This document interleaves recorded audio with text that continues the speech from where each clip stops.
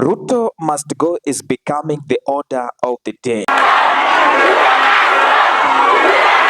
Those residents in Mount Kenya region who voted for him as their president in 2022 are now chanting Ruto must go. This is a sad political reality for the head of state. Let us watch those residents chanting Ruto must go.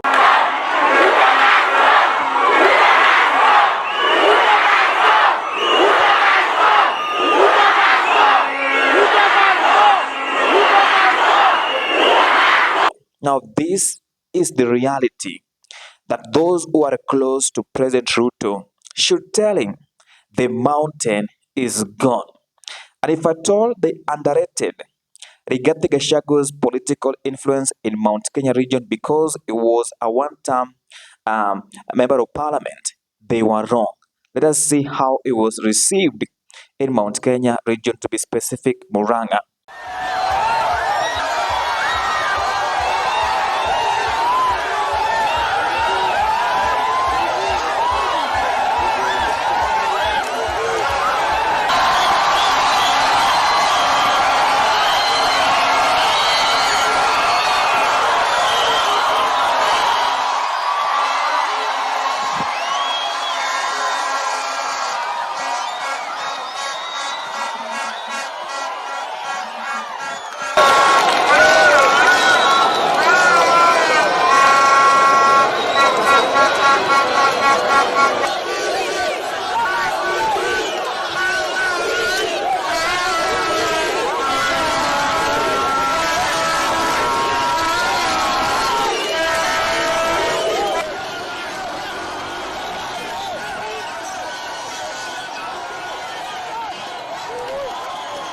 Now that is Rigiji being praised by Murang'a people. It clearly shows that Rigathi Gachagua is building a momentum that is not going to favor the head of state and those who are around him. And let me be clear, there are obvious reasons as to why the head of state is not going to be elected by many Kenyans. Number one, the fake promises. There are Kenyans who believe that the head of state lied to them. That is the reality. And they're waiting for it in 2027. Remember, as we speak, Kenyans are politically awake. You cannot lie to them. They are always ahead of you. I can give you a good example. The Adani. Nelson Amenya was ahead of the head of state together with cabinet secretaries and other government officials, and Kenyans were able to understand the rot in this administration and it was exposed.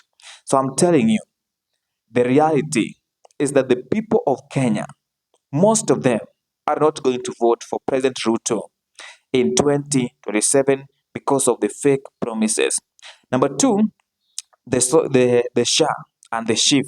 Many people in Kenya believe that is also another scam, and they believe that Adani is still part of it. I doubt if the head of state can erase that in the minds of many Kenyans who believe that the head of state is not telling him the truth. Now, Rigathi Gachagua is just catalyzing the reaction. What is going to happen in 2027? And I wonder how the head of state will come out to tell Kenyans that, you know what, give me another 5 years, I'm going to change your lives. It is going to be difficult. But let's go back to Mount Kenya region. I am so interested in Mount Kenya region because this is a region that voted for the head of state to become the fifth president. Right now, he has become unpopular. Let us not lie to him. Let us tell him the truth. He has become unpopular. There's nothing he can do. Those members of parliament that are close to him are going to be sent home in 2027. And Rigathi Gachagua is making serious moves. And allow me to expound on those moves. Number one, in January, Rigathi Gachagua is going to launch his political party. And that means that the people who are going to be in that particular political outfit that is going to form are the ones that are likely to be elected by Mount Kenya people. Remember what happened in 2022? Those who are close to Uhuru Kenyatta, because the same Rigathi Gachagua and his team sold another narrative that Uhuru was not a good person, Uhuru was doing that and that, and Jubilee lost the ground in Mount Kenya region. And that is why UDA was able to get many members of parliament from Mount Kenya region. So, what makes you think that this narrative that is going to be created and has been created that the head of state is not a good person? And even Rigathi Gachagua said they have realized and understood President Ruto's true colors, and now is not going to come to them with the Bible. They already know who he is. Let me come back to my initial point. What I mean is that the people in Mount Kenya region are going to elect those who are going to be in Rigathi Gachagua's political outfit. And therefore, the likes of Kimani Ichung'wah, the likes of members of parliament who are allied, especially the Madina member of parliament, Eric Wamumbi, most of them are going to be swept away by this particular political tsunami that Rigathi Gachagua is creating. And this is just a way of blocking President William Samoei Arap Ruto's second term bid.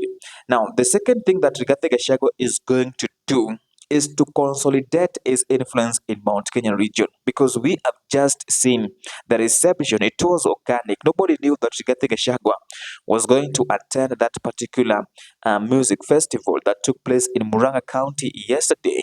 You saw how it was received. He is now building and consolidating his political influence in Mount Kenya region. And another sad reality for Rigathi Gachagua is that that political influence, it can only make it in Mount Kenya region, not in other parts of the country, because of the narrative he also saw created when he was the deputy president.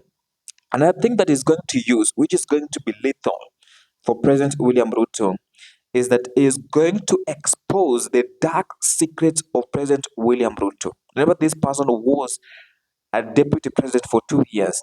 And he started yesterday, by the way. He started saying, oh, mimi ndio naweza ambia Ruto ukweli, hao wengine wakimwambia anaangalia chini.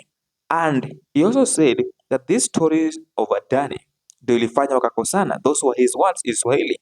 Adani ndio ilifanya tukosane. That is what the former deputy president said in Murang'a. I'm telling you, President William Ruto is going to be a one-term president if he's not careful. Rigathi Gachagua is going to use anything to ensure that he is not re-elected by many people in the Republic of Kenya. But to be specific, only maybe in Mount Kenya region. That is just my opinion, ladies and gentlemen. And remember, we are on a mission to 6,000 subscribers. Support us by subscribing and turning on the notification bell. Remember to demonetize politics, register as a voter, vote for a policy. Bye for now. I will see you in the next video.